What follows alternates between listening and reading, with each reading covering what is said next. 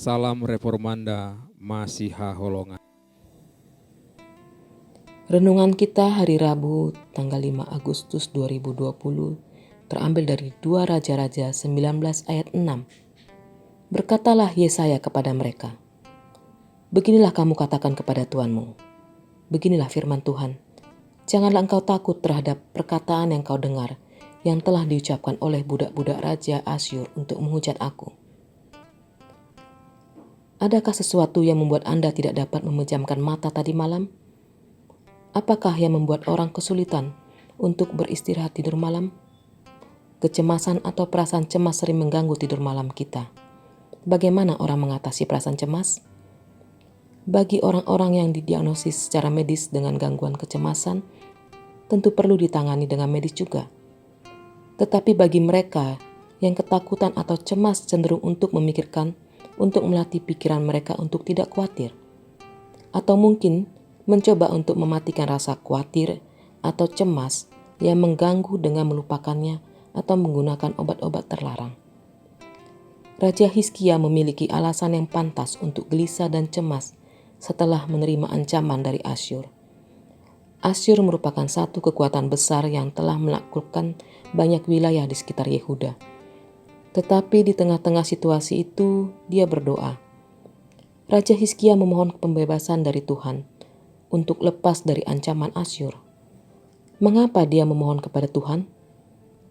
Dia percaya pada hubungan perjanjian Yehuda dengan Tuhan yang berdaulat atas langit dan bumi.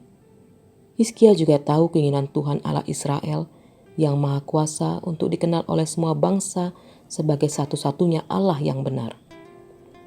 Pastilah banyak hal yang membuat kita cemas saat ini. Penyakit, ancaman, resesi ekonomi, dan lain-lain.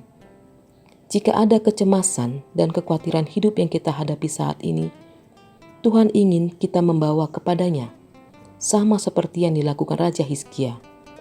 Maka dia akan menggantikan beban kegelisahan kita dengan kedamaiannya yang melampaui semua pemahaman. Rasul Paulus berkata, "Janganlah hendaknya kamu khawatir tentang apapun juga, tetapi nyatakanlah dalam segala hal keinginanmu kepada Allah dalam doa dan permohonan dengan ucapan syukur.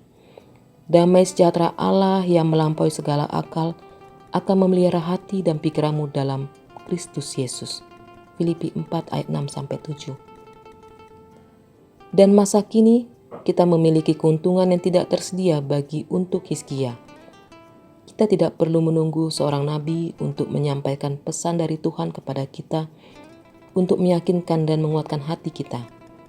Saat ini kita memiliki kitab suci yang lengkap, yang merupakan wahyu Allah tentang dirinya, karyanya, dan jalannya.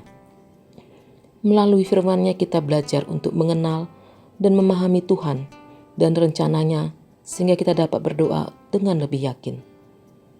Ketika kita memberikan waktu untuk belajar firman Tuhan dalam Alkitab, maka kita semakin melihat sudut pandang Tuhan.